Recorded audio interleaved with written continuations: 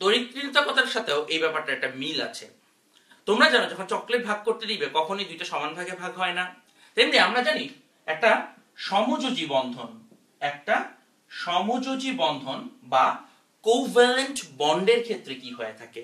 একটা সমযোজী বন্ধন বা কোভ্যালেন্ট বন্ডের ক্ষেত্রে যে ঘটনাটি ঘটে সেটা হচ্ছে আমরা জানি হাইড্রোজেন একটা ইলেকট্রন দেয়, ক্লোরিন আরেকটা ইলেকট্রন দিবে, এবং এই দুইটা ইলেকট্রনকে দুইজনের মাঝে সমান ভাগে শেয়ার করার কথা, মানে দুইটা ইলেকট্রন দুইজন সমানভাবে শেয়ার করবে। বাট এই ঘটনাটা কি কখনো ঘটে? সত্যিকার অর্থে কখনোই এই ইলেকট্রন যুগলকে দুইজন সমানভাবে শেয়ার করতে পারে না।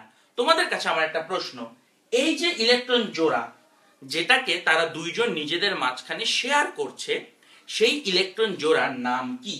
আমি তোমাদের কাছে জানতে চাই কমেন্টে। এই দুটো পরমাণু সমযোজী বন্ধনের মধ্যে যে দুটো ইলেকট্রনকে শেয়ার করছে, সেই শেয়ারকৃত ইলেকট্রন যুগলের নাম কি? আমি তোমাদের কাছে কমেন্টে সেটাই জানতে চাই। ততক্ষণে তোমাদের কিছু প্রশ্ন করে দিই। অনেকের মাঝখানে একটু কনফিউশন হয়েছে আজকে ইংরেজি ক্লাস কেন হচ্ছে না। ভাইয়া, ইংরেজি ক্লাসটাকে রিস্কেডিউল করা হয়েছে।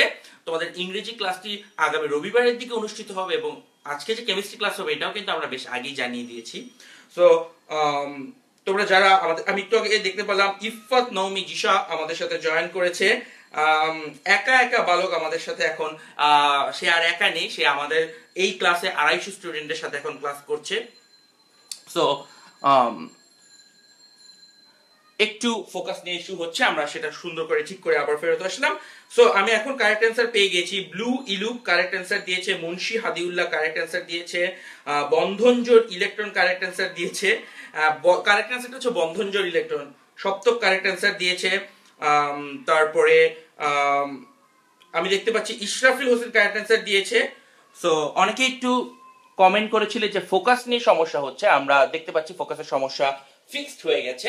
তো কারেক্ট অ্যান্সারটি আমি লিখে ফেলি। কারেক্ট অ্যান্সারটি হচ্ছে বন্ধন ইলেকট্রন যুগল। আর যারা ইংরেজি ভার্সনে আছে তারা এটাকে বলে থাকো বন্ড পেয়ার ইলেকট্রন। বন্ধন ইলেকট্রন যুগল বা বন্ড পেয়ার ইলেকট্রন। এবার লক্ষ্য করে দেখো, সমযোজী যৌগে বন্ধন ইলেকট্রন যুগলকে সমানভাবে শেয়ার করার কথা, বাট এখানে সমস্যা। হাইড্রোজেনের প্রোটন আছে একটা, অন্যদিকে ক্লোরিনের প্রোটন আছে 17টা। চিন্তা করে দেখো, হাইড্রোজেনের প্রোটন একটা, ক্লোরিনের প্রোটন 17টা, তাহলে হাইড্রোজেনের নিউক্লিয়াসের প্লাস চার্জ থাকে একটা, আর ক্লোরিনের নিউক্লিয়াসের প্লাস চার্জ থাকে 17টা। এখন একটু চিন্তা করে দেখো, এই দুই নিউক্লিয়াসের মাঝখানের যে ইলেকট্রন যুগল তাকে কে বেশি আকর্ষণ করবে? যদিও সমযোজী বন্ধনের থিওরি অনুসারে বন্ধন ইলেকট্রন যুগল দুজনে সমানভাবে শেয়ার করার কথা, কিন্তু আসলে সমানভাবে শেয়ার করবেন না। তোমরাই আমাকে বলে দাও, হাইড্রোজেন আর ক্লোরিনের মধ্যে এই বন্ধন ইলেকট্রন যুগলকে কে নিজের দিকে বেশি টান দিবে? তো আশা করি এই ঘটনাটা খুব বুঝতেই পারবে। ক্লু দিয়ে দিই। ক্লুটা হচ্ছে যার কাছে যত বেশি প্লাস চার্জ সে কিন্তু ইলেকট্রনকে নিজের দিকে বেশি বেশি আকর্ষণ করবে, কারণ ইলেকট্রন হচ্ছে মাইনাস চার্জ। আমরা জানি প্লাস এবং মাইনাস পরস্পরকে আকর্ষণ করে থাকে। So thank you very much, তোমরা অনেকেই আমাদের সাথে কারেক্ট অ্যান্সার দিয়ে দিচ্ছ। আমি দেখতে পাচ্ছি এসইউ আহমেদ আমাদের সাথে কারেক্ট অ্যান্সার দিয়ে যাচ্ছে, মালাকা মুশরেদ আমাদের সাথে কারেক্ট অ্যান্সার দিয়ে যাচ্ছে, মাইশা নাওয়ার কারেক্ট অ্যান্সার দিয়েছে, সপ্তক কারেক্ট অ্যান্সার দিয়েছে। Thank you very much. তোমরা অবশ্যই এই ভিডিওটিকে বন্ধুদের সাথে শেয়ার করবে। লক্ষ্য করে দেখো, তো অবশ্যই ক্লোরিন কিন্তু নিজের দিকে বেশি আকর্ষণ করবে। তাহলে ঘটনাটা কি দাঁড়ালো? তোমাকে একটা চকলেট দিয়ে দুই ভাগ করতে বললে তুমি যেমন চকলেটের বেশিরভাগ পোর্শন নিজের কাছে রেখে দেওয়ার চেষ্টা করবে, সমযোজী বন্ধনে ইলেকট্রন যুগলকেও ক্লোরিনটা নিজের দিকে বেশি টেনে নেওয়ার চেষ্টা করে। কারণ কি? ক্লোরিনে 17টা প্লাস চার্জ আছে। তাহলে সমযোজী বন্ধনে ইলেকট্রনকে যে সমানভাবে শেয়ার করতে বলার কথা, সেটা আসলে কখনোই হয়ে ওঠে না। সব সময় শেয়ারিং এ কারো দিকে ইলেকট্রন একটু বেশি চলে যায়। যখন বেশি চলে যায়, এই পাওয়ারটাকে আসলে বলা হয়ে থাকে তড়িৎ ঋণাত্মকতা। তাহলে তড়িৎ ঋণাত্মকতার সংজ্ঞাটা একটু লিখে ফেলি। এটা হচ্ছে সমযোজী বন্ধনে বন্ধন ইলেকট্রন যুগলকে একটি পরমাণু দ্বারা নিজের দিকে আকর্ষণ করার, নিজের দিকে অধিক আকর্ষণ করার ক্ষমতাকে তড়িৎ ঋণাত্মকতা বলে। তাহলে সংজ্ঞাটা দাঁড়াচ্ছে সমযোজী বন্ধনে বন্ধন ইলেকট্রন যুগলকে একটি পরমাণু দ্বারা নিজের দিকে অধিক আকর্ষণ করার ক্ষমতাকে বলে তড়িৎ ঋণাত্মকতা। তার মানে হাইড্রোজেন এবং ক্লোরিনের সমযোজী বন্ধনের মধ্যে এই বন্ধন ইলেকট্রন যুগলটাকে ক্লোরিন পরমাণু নিজের দিকে বেশি আকর্ষণ করে। তাহলে হাইড্রোজেন অপেক্ষা ক্লোরিনের আকর্ষণ করার ক্ষমতা যে বেশি, এটাকে আমরা বলে থাকি তড়িৎ ঋণাত্মকতা। তাহলে তড়িৎ ঋণাত্মকতা একটা আপেক্ষিক আইডিয়া। যেমন আমি তোমাকে একটু আপেক্ষিক আইডিয়া বলতে কি বোঝাই, ধরো তোমার ওজন হচ্ছে, তোমার ভর হচ্ছে 40 কেজি, তোমার একটা ফ্রেন্ড আছে অনেক মোটা, তার ভর হচ্ছে 80 কেজি। তাহলে আমরা কিন্তু তোমার তুলনায় তোমার ওই বন্ধুকে বলতে পারি 2 গুণ, তাই না? তাহলে তোমার অপেক্ষা তোমার বন্ধুর ওজন বা ভর 2 গুণ বেশি। তো একইভাবে হাইড্রোজেন অপেক্ষা ক্লোরিনের আকর্ষণ করার যে অপেক্ষাকৃত অধিক ক্ষমতাটা, সেটাকেই বলা হয়ে থাকে তড়িৎ ঋণাত্মকতা। তো আশা করি তোমরা তড়িৎ ঋণাত্মকতা ব্যাপারটিকে বুঝতে পেরেছো। তো এখন তোমাদের কাছে আমি একটা ছোট্ট কুইজ দিব, দেখি কতজন এই প্রশ্নটার কারেক্ট অ্যান্সারটা আমাদের কাছে বলতে পারো। প্রশ্নটা একটু ট্রিকি, সো আমি আশা করি তোমরা একটু সহজেই চিন্তা করে বলার চেষ্টা করবে। চিন্তা করে দেখো, ওয়াটার H2O, এখানে একটা অক্সিজেন আছে, একটা হাইড্রোজেন আছে। এই অক্সিজেন আর হাইড্রোজেনের মধ্যে কার দিকে ইলেকট্রন বেশি চলে যাবে? অক্সিজেন এবং হাইড্রোজেনের মধ্যে কার দিকে ইলেকট্রনটা বেশি চলে যাবে, সেটা আমাদেরকে এখনই কমেন্ট করে জানাও। আমি কিন্তু তোমাদের কমেন্টের জন্য অধীর আগ্রহে অপেক্ষা করছি। যারা এখনো আমাদের ক্লাসটিতে শেয়ার করনি, তোমরা শেয়ার করে ফেলো। সবসময় মনে রাখবে, আমাদের ক্লাসটিকে যত শেয়ার করবে, তোমার হোম পেজের তত বেশি বেশি মানুষ 10 মিনিট স্কুলের ক্লাসটা দেখতে পারবে। তোমাদের যে পছন্দের স্কুলটা, সেটা আরো বড় জায়গায় ছড়িয়ে যাবে।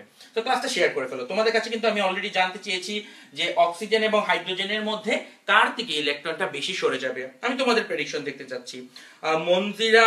মঞ্জুরুল মাহিন কারেক্ট অ্যান্সার হয়েছে, মুনতাহা মম, মোশরেফুল ইসলাম, ইশরাফিল হোসেন, নীলা, সপ্তক, তারপরে Ashik, Abidur, Shanto, Munshi, Mahmudullah. Thank you very much, তোমরা সবাই কারেক্ট অ্যান্সার দিয়েছো। অবশ্যই অক্সিজেনের দিকে ইলেকট্রনটা কিন্তু বেশি বেশি সরে যাবে। কিন্তু অক্সিজেনের দিকে ইলেকট্রনটা বেশি সরে যাবে, আমি বলবো অক্সিজেনের তড়িৎ ঋণাত্মকতা বেশি আর হাইড্রোজেনের তড়িৎ ঋণাত্মকতা কম।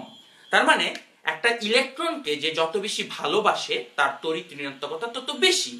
ইলেকট্রনকে যে কম ভালোবাসে, তার তড়িৎ ঋণাত্মকতা কম।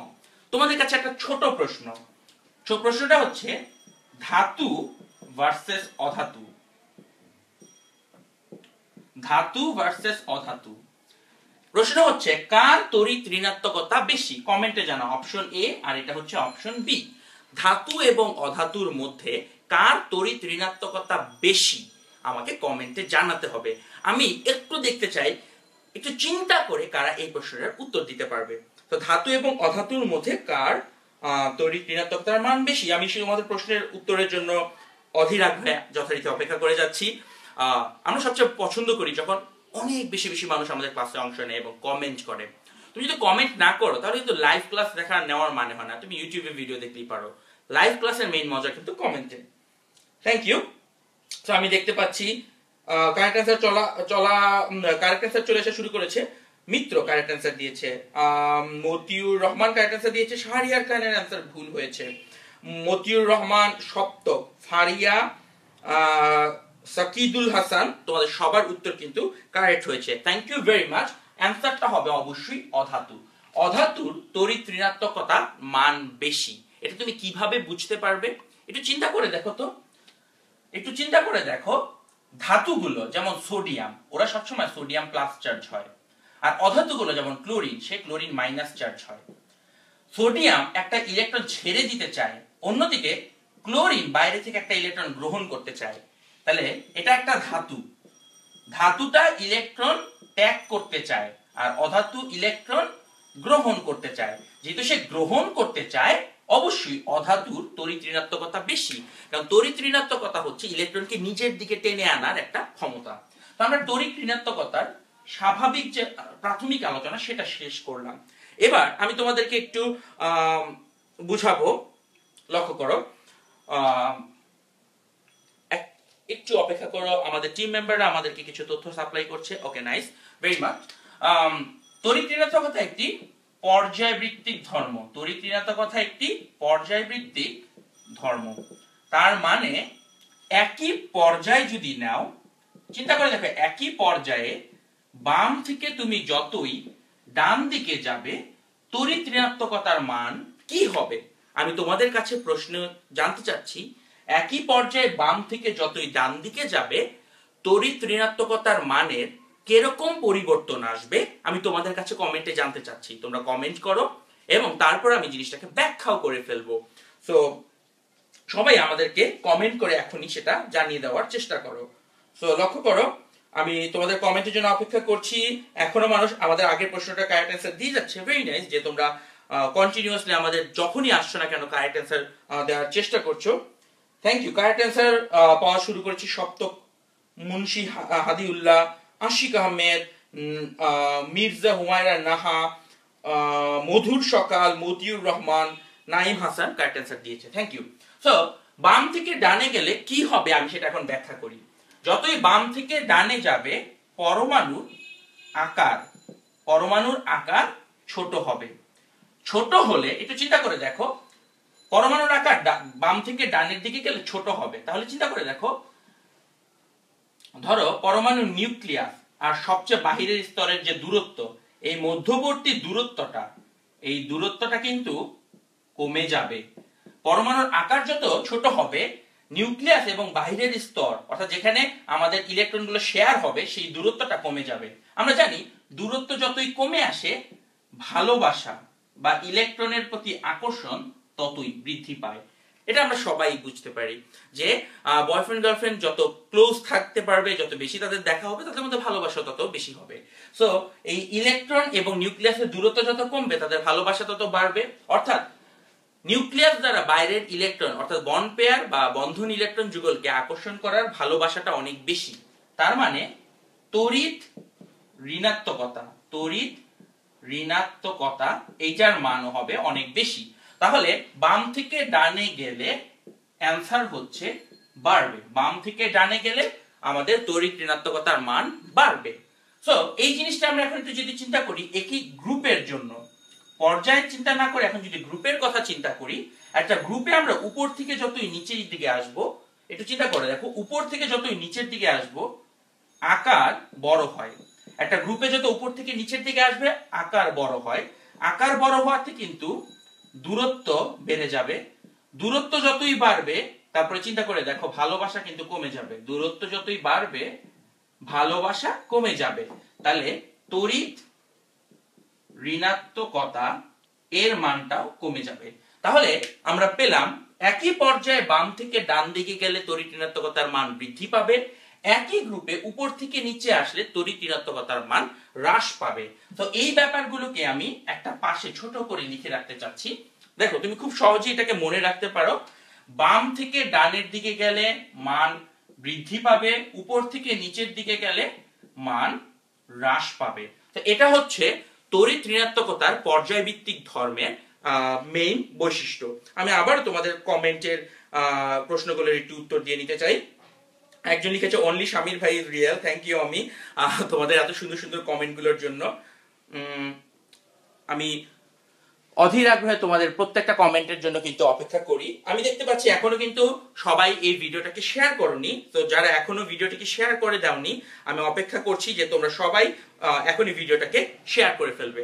আসো আমরা এখন আমাদের পরের এই পোর্শনে এগিয়ে যাই।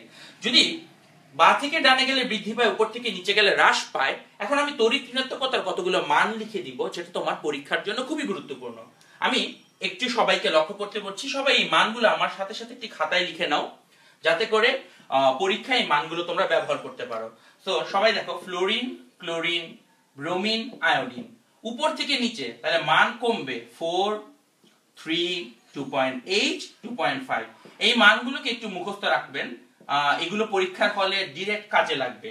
তারপর এখানে আছে অক্সিজেন 3.5, নাইট্রোজেন 3, নাইট্রোজেনের নিচে আছে ফসফরাস, এটা হবে 2.1, সালফার 2.5।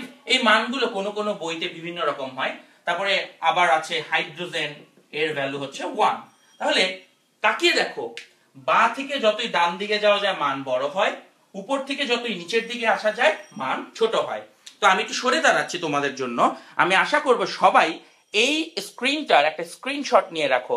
তড়িৎ ঋণাত্মকতার মান, তড়িৎ ঋণাত্মকতার এই মানকে পাউলিং স্কেলের মান বলা হয়ে থাকে। হ্যাঁ, অনেকেই লিখছে ভাই নাইট্রোজেন 3.1 হবে কিনা। ভাইয়া এই 0.1 এর ডিফারেন্স, এটা বই টু বই অনেক ভ্যারি করে। এগুলো নিয়ে আমি এখন মতবিরোধ করতে চাচ্ছি না। সবাই কিন্তু এটাকে স্ক্রিনশট নিয়ে রাখো। আমাদের ক্লাসের পরবর্তী অংশে এই জিনিসটা কিন্তু বেশ কাজে লাগবে। এখন আমি তোমাদেরকে যে জিনিসটা বোঝাতে চাই সেটার নাম হচ্ছে পোলারিটি। সেইটার নাম হচ্ছে পোলারিটি।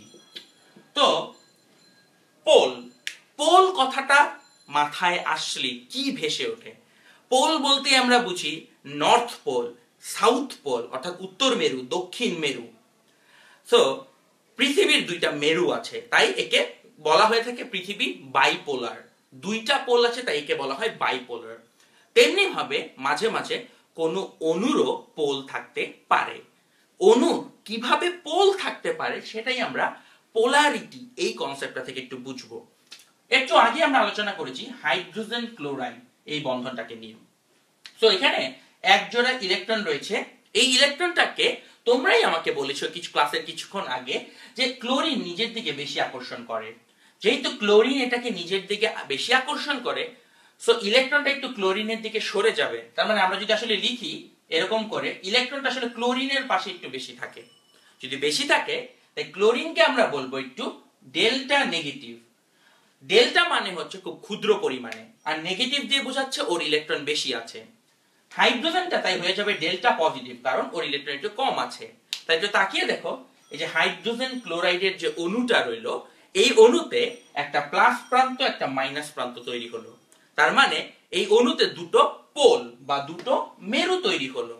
একটা অণুর যখন এরকম প্লাস মাইনাস দুটো প্রান্ত থাকে, অণুর এই বৈশিষ্ট্যকে বলা হয়ে থাকে পোলারিটি। একটা অণুর দুটো প্লাস মাইনাস প্রান্ত থাকলে অণুর এই বৈশিষ্ট্যটাকে আমরা বলে থাকি পোলারিটি। এখন তোমাদের কাছে আমার একটা ছোট্ট প্রশ্ন। প্রশ্নটা হচ্ছে, ওয়াটার বা পানি এই অণুটা কি পোলারিটি প্রদর্শন করে? ইয়েস বা নো লিখে আমাদের কমেন্টে অ্যানসার করো। ওয়াটার বা পানি এই অণুটা কি পোলারিটি প্রদর্শন করবে কিনা? আমি কিন্তু তোমাদের কমেন্টের জন্য আবার অপেক্ষা করে যাচ্ছি। সো ওয়াটার পোলারিটি প্রদর্শন করবে কিনা তার জন্য আমি কমেন্টের জন্য অপেক্ষা করে যাচ্ছি। আমি দেখতে পাচ্ছি পিচাশিদ্দ ডঙ্কার, আমাদের বেশ পুরনো ছাত্র, সে কিন্তু কারেক্ট অ্যান্সার দিয়ে দিয়েছে। Tasnim Tabassum is giving us correct answer too. তো আমি দেখতে পাচ্ছি তোমাদের মধ্যে অসংখ্য মানুষই আমাদের সাথে উপস্থিত আছো এবং কন্টিনিউয়াসলি এই ক্লাসগুলোতে কারেক্ট অ্যান্সার দিয়ে যাও। আমি একটু অনুরোধ করব তোমরা যাতে ভিডিওটাকে শেয়ার করে ফেলো, যাতে কন্টিনিউয়াসলি বেশি বেশি মানুষ এই ক্লাসটিতে অংশ নিতে পারে। So very nice, yes yes yes, সবাই ইয়েস লিখে যাচ্ছে। নয়ন, অবুঝু Palak, Saima, Israfil, thank you very much to all of you correct অ্যান্সারটা প্রদান করার জন্য। সো ওয়াটার একটা পোলার অণু, তোমরা সবাই বলেছো ইয়েস, তো আমি ধরে নিলাম এটা পোলার। কারণ তুমি আমাকে বলেছো অক্সিজেন এবং হাইড্রোজেন ও ইলেকট্রনকে নিজের দিকে বেশি টেনে নিয়ে যায়, তাহলে অক্সিজেন হবে একটু নেগেটিভ, হাইড্রোজেন হবে পজিটিভ। তাহলে ওয়াটার অণুর মধ্যে একটা প্লাস মাইনাস প্রান্ত দেখতে পাওয়া যায়, তাহলে ওয়াটারও একটা পোলার অণু। তাহলে পোলারিটি হচ্ছে অণুর যে ধর্মের কারণে তার প্লাস মাইনাস দুটো প্রান্ত পাওয়া যায় তাকে বলবো, সেই ধর্মটাকে বলবো পোলারিটি। আর এই যে অণু, সেই অণুটাকে আমরা বলে থাকি পোলার অণু, ইংরেজিতে বলে পোলার মলিকিউল বা পোলার অণু। এখন এখানে খুব কঠিন একটা প্রশ্ন আছে, তোমাদেরকে আমি প্রশ্নটা একটু করে ফেলি। দেখো, ওয়াটার ঠিক একই রকম দেখতে একটা অণু হচ্ছে হাইড্রোজেন সালফাইড, ওয়াটারের মতন দেখতে একটা অণু হচ্ছে হাইড্রোজেন সালফাইড। প্রশ্ন হচ্ছে এইটা কি পোলার অণু নাকি নয়? হাইড্রোজেন সালফাইড কি পোলার নাকি পোলার না? সবাই কমেন্টে ইয়েস নো লিখে ফেলো। হাইড্রোজেন সালফাইড কি পোলার নাকি পোলার না? আমি তোমাদের কাছে অ্যানসারটা জানতে চাচ্ছি। তো আমি দেখতে পাচ্ছি গুড নাম্বার অফ পিপল এখন আমাদের সাথে ক্লাসে উপস্থিত আছো। টেনমি স্কুলে কিন্তু সবচেয়ে বড় মজাটা এখানেই যে তোমরা অসংখ্য মানুষ একসাথে ক্লাসে আসো, সবাই প্রশ্ন করো, সবার প্রশ্ন থেকে আমরা একজন আরেকজনের কাছ থেকে নতুন নতুন জিনিস শিখতে পারি। প্রশ্ন হচ্ছে হাইড্রোজেন সালফাইড কি পোলার কি নাকি পোলার নয়? বেশ কঠিন একটা প্রশ্ন, পরীক্ষায় আসতেই পারে, এইচএসসি পরীক্ষায় আসার মতন একটা প্রশ্ন। তো এইচএসসি পরীক্ষায় আসবে বা এসএসসি পরীক্ষায় আসবে এমন প্রশ্নই আজকের ক্লাসে পড়ানো হচ্ছে। যারা এখনো বন্ধুদেরকে ভিডিওটি শেয়ার করনি, আমি একটু অনুরোধ করবো যাতে ভিডিওটি শেয়ার করে দাও। সো আমি তোমাদের কারেক্ট অ্যান্সার গুলো দেখতে পাচ্ছি। সপ্তক, অপি, অমি, মতিউর রহমান, পিচার সিদ্ধ রংকার, ওরা কারেক্ট অ্যান্সার দিয়েছে। পিচার সিদ্ধ রংকার লিখেছে ভাই পোলারন কি? পোলারন নিয়ে আমরা আগামী সপ্তাহে একটা ভালো ক্লাস নিব। পোলারন আর পোলারিটি একই জিনিস নয়, তো ওইটা নিয়ে আমরা ডিফারেন্ট একটা ক্লাসে ব্যাখ্যা করব। পোলারিটি এক জিনিস আর পোলারাইজেশন আরেকটা ডিফারেন্ট জিনিস। ওই সেকেন্ড টপিক পোলারাইজেশন নিয়ে আমরা একটা ডিফারেন্ট ক্লাস নিব, এটা নেওয়ার জন্য আমাদের পুরো একটা ক্লাস থাকবে। তো কারেক্ট অ্যান্সার যেহেতু আসা শুরু করেছে, আমি কিন্তু আশা করতেই পারি তোমরা যারা এখন ভিডিওতে আছো তোমরা ভিডিওটাকে শেয়ার করবে। হাইড্রোজেন সালফাইড অণুটা পোলার না। এখন তোমরা সবাই উত্তর বলে দিতে পারছো, বাট অনেকেই বুঝতে পারছো না যে ওয়াটার এটা পোলার কিন্তু হাইড্রোজেন সালফাইড এটা পোলার না কেন। আমরা কিভাবে বুঝবো কখন কোন অণু পোলার হবে? একটা অণু পোলার হবে কি পোলার হবে না সেটা কিভাবে বুঝবো সেটাই আমরা এখন আলোচনা করতে যাচ্ছি। তো আমাদের এখন আলোচনার টপিক হচ্ছে অণুর পোলারিটি, অণুর পোলারিটি নির্ণয়।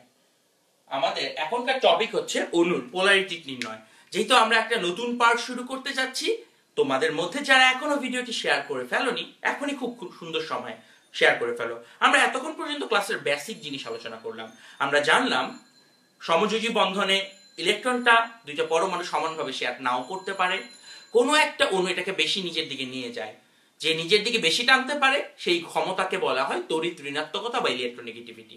আমরা দেখলাম ইলেকট্রোনেগেটিভিটির কারণে একটা পরমাণু বেশি টান দিলে পোলার অণু তৈরি হয়ে যেতে পারে।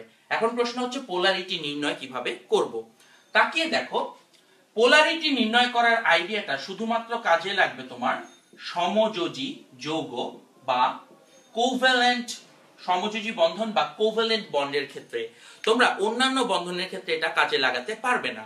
তো পোলারিটি নির্ণয় করবই আমরা এই কারণে। তোমরা হয়তো অনেকেই জানো না, পোলারিটিকে বলা হয়ে থাকে, পোলারিটিকে বলা হয়ে থাকে সমযোজী যৌগের আয়নিক বৈশিষ্ট্য। পোলারিটিকে বলা হয়ে থাকে সমযোজী যৌগের আয়নিক বৈশিষ্ট্য। এটা কেন বলা হয়ে থাকে? কারণ সমযোজী যৌগের মধ্যে পোলারিটির কারণে একটা প্লাস একটা মাইনাস প্রান্ত তৈরি হয়। কারণ আমরা জানি আয়নিক যৌগে কিন্তু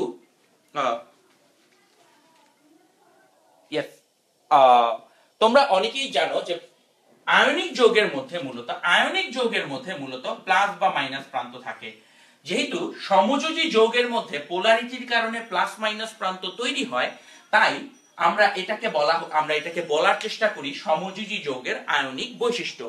এটাকে সমযোজী যৌগের আয়নিক বৈশিষ্ট্য বলা হয় যার কারণ আয়নিক যৌগের যেমন প্লাস মাইনাস প্রান্ত থাকে, এইটার ভেতরও কিন্তু প্লাস মাইনাস প্রান্ত থাকে। লক্ষ্য করে দেখো, আমরা এখন পোলারিটি নির্ণয়টাকে কিভাবে নির্ণয় করা যায় সেটা একটু দেখতে যাচ্ছি। তাকিয়ে দেখো, মনে রাখবে পোলারিটি নির্ণয়ের প্রথমের কাজ হচ্ছে স্টেপ ওয়ান হচ্ছে বন্ধনের পোলারিটি নির্ণয়। স্টেপ ওয়ান হচ্ছে বন্ধনের পোলারিটি নির্ণয়। এই জিনিসটা আমাদের অধিকাংশ মানুষই ভুল জানে। অণুর পোলারিটি বের করার ফার্স্ট স্টেপ হচ্ছে বন্ধনের পোলারিটি বের করা। তো বন্ধনের পোলারিটি নির্ণয় করা হবে তোমার ফার্স্ট কাজ। তো তাকিয়ে দেখো, তোমাকে একটা বন্ধন দেওয়া হলো, ধরো একটা অণু দেওয়া হলো, পানির অণু। এই পানির অণুতে কয়টি বন্ধন আছে? পানির অণুতে কয়টি সমযোজী বন্ধন আছে? আমাকে এখনই কমেন্ট করে তোমরা সেটা জানাও। পানির অণুতে কয়টি সমযোজী বন্ধন আছে আমি তোমাদের কাছে সেটাই কিন্তু জানতে চাচ্ছি। প্লিজ আমি তোমাদেরকে অনুরোধ করব আমাদের ভিডিওগুলো কন্টিনিউয়াসলি শেয়ার করতে থাকো। তোমাদের যারা এখনো ভিডিওটি শেয়ার করোনি, এই ভিডিওটির বাম দিকে নিচের কর্নারে একটা শেয়ার বাটন আছে, সেখানে চাপ দিলেই ভিডিওটি শেয়ার হয়ে যাবে। তো আমি তোমাদের কাছে জানতে চাচ্ছি এই পানির অণুতে কয়টি সমযোজী বন্ধন রয়েছে? কারেক্ট অ্যান্সার আসতে শুরু করেছে। আমিন রহমান, পিচার সিদ্ধ ডঙ্কার, আশিক, মুরদেশ সাকি, মালহাকা মুর্দেস্তাকি, অঙ্কন বর্মন দুইবার অ্যান্সার করে ফেলেছে। তো আমরা অনেকেই দেখতে পাচ্ছি কারেক্ট অ্যান্সার হবে এটা একটা সমযোজী বন্ধন, এটা একটা সমযোজী বন্ধন। তাহলে এখানে সমযোজী বন্ধন আছে দুইটা। সো পোলারিটি নির্ণয়ের জন্য আমরা একটা একটা বন্ধন নিয়ে চিন্তা করব। ধরো এইটা একটা সমযোজী বন্ধন, আমি এই বন্ধনের পোলারিটি আগে বের করব। তো সবাই একটু তাকিয়ে দেখো, প্রথমে বন্ধনের পোলারিটি নির্ণয় করব। যারা অ্যান্সার লিখেছো পানির অণুতে দুইটি সমযোজী বন্ধন রয়েছে, তোমাদের অ্যান্সারটি correct. Thank you very much এই কারেক্ট অ্যান্সারটি দেওয়ার জন্য। তো তাকিয়ে দেখো এই ওয়াটারের মধ্যে এই OH একটা বন্ধন। তো আগের কাজ হচ্ছে বন্ধনের পোলারিটি বের করো। তো চিন্তা করো আগেই কিন্তু অণুর পোলারিটি বের করবে না, বন্ধন দিয়ে শুরু হবে। তো বন্ধনের পোলারিটি কিভাবে বের করা যায়? প্রথমে বন্ধনের যে দুইটি পরমাণু রয়েছে তার তড়িৎ ঋণাত্মকতার মান লিখব। মনে আছে একটু আগেই তোমরা একটা স্ক্রিনশট সেভ করে রেখেছিলে, ওখান থেকে দেখতে পারবে অক্সিজেনের পোলারিটি হচ্ছে তড়িৎ ঋণাত্মকতা 3.5 আর হাইড্রোজেনের হচ্ছে 2.1। তাহলে প্রত্যেকের নিজ নিজ তড়িৎ ঋণাত্মকতার মানটিকে পাশে লিখে ফেলবে। অক্সিজেনের 3.5, হাইড্রোজেনের 2.1। এটাই হচ্ছে বন্ধনের পোলারিটি নির্ণয় করার উপায়। তো এখন তোমাদের কাজ হবে 2.1 এবং 3.5 এই দুজনের ডিফারেন্স বের করা, অর্থাৎ এই দুজনের বিয়োগফল কত, পার্থক্যটা কত। ওদের তড়িৎ ঋণাত্মকতার পার্থক্য হচ্ছে, ধর এই মানটাকে আমরা x বলতে পারি, x হচ্ছে 1.4, 3.5 আর 2.1 এই দুইটার বিয়োগফল হচ্ছে 1.4। তাহলে আমরা দেখলাম যে পানির অণুতে OH বন্ধনের অক্সিজেন এবং হাইড্রোজেনের তড়িৎ ঋণাত্মকতার পার্থক্য হচ্ছে 1.4। এখন প্রশ্ন হচ্ছে পার্থক্য কত হলে তাকে পোলার বলা যাবে, কত হলে তাকে পোলার বলা যাবে না, সেটার একটা সুন্দর লিমিট দেওয়া আছে। তো এটাও তোমরা সবাই আমার সাথে সাথে একটু লিখে ফেলবে। সবাই লিখে রাখো x এর ভ্যালু যদি লেস দেন 0.5 হয় তাহলে এটা হবে পিওর সমযোজী। x এর ভ্যালু যদি লেস দেন 0.5 হয় পিওর সমযোজী। x এর ভ্যালু যদি 0.5 এর থেকে বড়, 1.7 এর থেকে ছোট হয় তাহলে হবে এটাকে আমরা বলবো পোলার সমযোজী। আমি একটু অনুরোধ করবো এগুলো যাতে তোমরা নোট করে ফেলো। এবং x এর ভ্যালু 1.7 এর বেশি হলে তাকে আমরা বলা হয়ে থাকে আয়নিক যৌগ মূলত। সো এইটা হচ্ছে কম্পেয়ার করার উপায় যে x এর ভ্যালু অর্থাৎ দুইজনের তড়িৎ ঋণাত্মকতার পার্থক্য কত কত হলে তারপরে পিওর সমযোজী হবে, পোলার সমযোজী হবে নাকি আয়নিক যৌগ হবে। তো তোমরা সবাই বুঝতে পারছো আমাদের x এর ভ্যালুর মান 1.4। অবশ্যই এটা আমার এই রেঞ্জের মধ্যে পড়েছে, যেহেতু এটা এই রেঞ্জের মধ্যে পড়েছে আমাদের অ্যান্সার হবে পোলার সমযোজী। তাহলে এই বন্ধনটা হচ্ছে পোলার সমযোজী, এই বন্ধনটা হচ্ছে পোলার সমযোজী। আমি তোমাদের কাছে জানতে চাচ্ছি তোমরা এতটুকু পর্যন্ত যা বলা হয়েছে সেটা বুঝতে পেরেছো কিনা। প্রথমে একটা বন্ধন নিয়ে বুঝবে যে সেটা পোলার সমযোজী নাকি পিওর সমযোজী।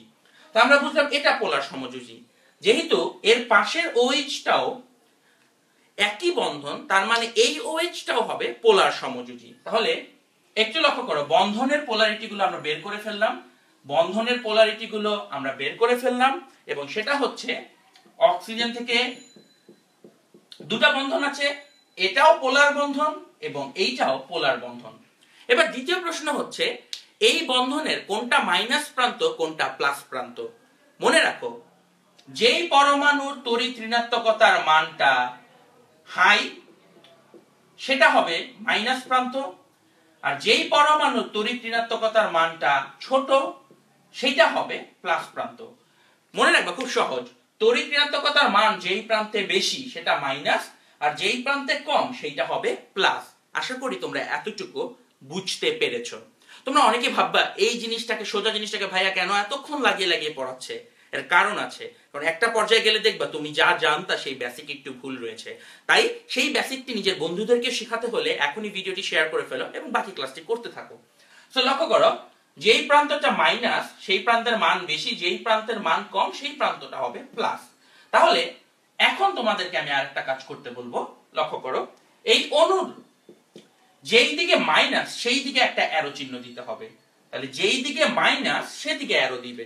তাহলে প্রত্যেকটা বন্ধনের পাশেই যেদিক দিয়ে মাইনাস সেদিকে একটা করে অ্যারো চিহ্ন দিবে। অর্থাৎ আমি তোমাকে বলতে চাচ্ছি যে অক্সিজেন আর হাইড্রোজেনের মাঝখানে অক্সিজেনটা মাইনাস, তাহলে হাইড্রোজেন থেকে অক্সিজেনের দিকে একটা অ্যারো চিহ্ন দিবে, এখানে হাইড্রোজেন থেকে অক্সিজেনের দিকে একটা অ্যারো চিহ্ন দিবে। তাহলে চিন্তা করো এই দুইটা অ্যারো হচ্ছে দুইটা ভেক্টরের মতন, এই দুইটা অ্যারো হচ্ছে দুইটা ভেক্টরের মতন। এখন আসবে পার্ট 2, অণুর পোলারিটি নির্ণয়। অণুর পোলারিটি নির্ণয়, অণুর পোলারিটি নির্ণয়। অণুর পোলারিটি নির্ণয় কিন্তু খুব নাইস একটা ব্যাপার। অণুর পোলারিটি কিভাবে নির্ণয় করা যায়? প্রথমে বন্ধনের পোলারিটি থেকে এরকম ভেক্টরের মতন কতগুলো দাগ দিব। এবার একটু তাকিয়ে দেখো এই দুই ভেক্টরের লব্ধি কত। তাকিয়ে দেখো এই দুই ভেক্টরের লব্ধি কিরকম।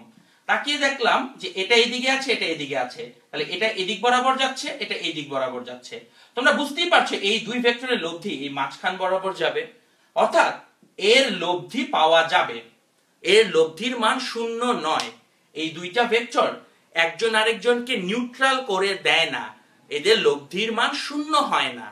যদি লব্ধি এই ভেক্টরের লব্ধি যদি শূন্য না হয় তাহলে অ্যান্সার হবে অণুটা পোলার, আর তাদের লব্ধি যদি শূন্য হয় তাহলে অ্যান্সার হবে অপোলার। এইটাই হচ্ছে তোমাদের জন্য নতুন পার্ট, যেটা তোমাদের বইতে বলা নেই।